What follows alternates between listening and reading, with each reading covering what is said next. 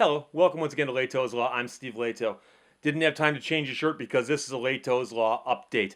I did a story not too long ago. I'll put a link in the comments below about the situation up in the Tri-City area in Michigan, Saginaw Bay City, Midland, where they have a downtown situation with congested parking.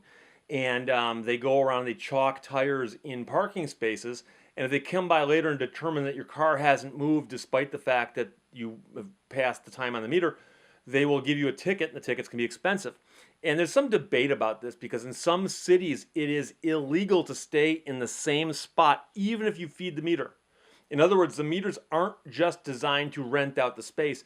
The meters are often designed to make sure that there's a turnover with availability of parking. So I mentioned a while back that a woman up there had filed a lawsuit in federal court saying that it was unconstitutional for the way they were chalking tires.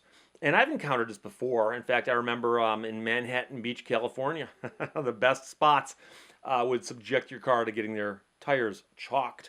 So she filed the lawsuit in federal court up there, and many people mocked her because of the fact that she's making a federal case out of a parking ticket. And guess what? The feds agree with her. That is, the federal court agrees with her.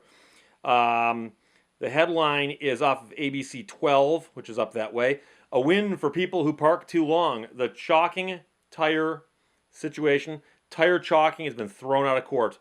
I'm just going to read this to you verbatim from the Associated Press. The city of Saginaw's policy of chalking tires to enforce parking restrictions has been declared unconstitutional.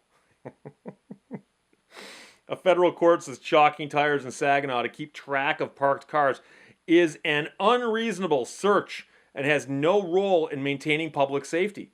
And remember, there's a thing in the Constitution about searches and seizures without warrants. And the question is, of course, is that a search or a seizure when they chalk your car tire? The decision by the 6th U.S. Circuit Court of Appeals creates new legal precedent in Michigan, Ohio, Kentucky, and Tennessee. We are the 6th Circuit. Saginaw marks tires with chalk to keep track of how long a vehicle is parked.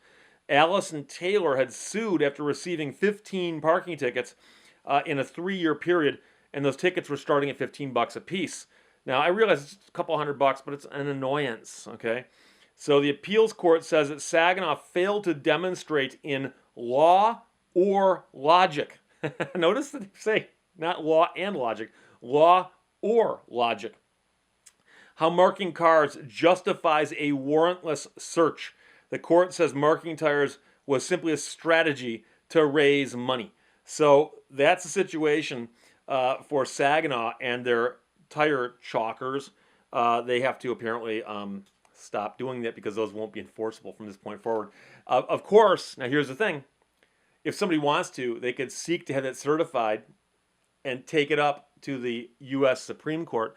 I just wonder if the Supreme Court would actually spend its time answering a question about the constitutionality of chalking tires in parking spaces regarding parking meters. It'll be interesting nonetheless. I've mentioned before I worked in radio, and that's a Flint station, that's a Flint station, that's a Detroit station. But years before that, I actually worked in Saginaw at a station called WKNX, which was 1210 a.m.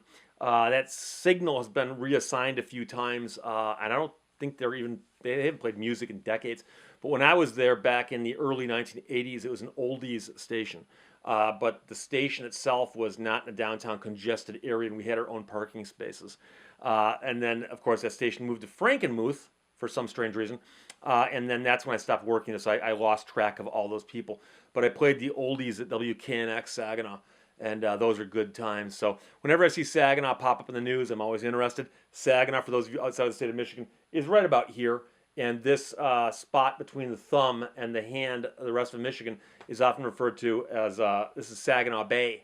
And that's the bay that's right there. So Saginaw. But again, the 6th Circuit Court of Appeals has thrown out the tire chalking as an unreasonable search under the Constitution.